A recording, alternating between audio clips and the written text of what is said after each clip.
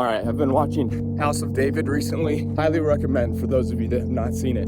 It's awesome, and it gives you a visual into the story of David, how God used him and transformed him from a shepherd into a king to lead his people. And the thing that has stuck out to me the most watching it is David's faith and David's courage. David was an outcast. He was insignificant in that time. His role as a shepherd meant that he was not educated, that he wasn't good enough to do anything except watch sheep.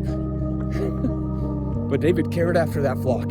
He killed lions, he killed bears, he protected his flock. And all that time that David spent alone in the wilderness, he spent it so closely connected to God that he developed a deep, personal, thriving relationship with his father. And God saw his faith, and God saw his potential to lead, and God saw his ability to shepherd more than just a flock of sheep, but to lead his chosen people. And David was the only one when Goliath walked out on that battlefield and defied the King of Kings, defied the Lord of Hosts. David was the only one to stand up and say, this is wrong. I'll go and defeat this one that is defying my God, because my God is the greatest and my God is the strongest. And there's nothing that he can do to stand against me and my God. And so he walked out on that battlefield with no armor, facing a giant as a young boy, with nothing but a sling and some stones that he picked up from a creek.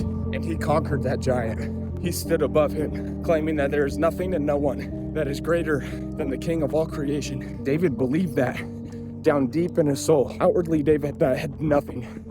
He didn't have human strength. He didn't have any skills. He wasn't educated. He had nothing. But to God, he had everything, because he had faith and he had courage that was unshakable. And God used that to do something that seemed impossible, as he always often does. So even if you have just a tiny bit of faith and a tiny bit of courage, that's all that you need. Let God do the rest and believe that he will provide for everything that you need. Go on, be great today.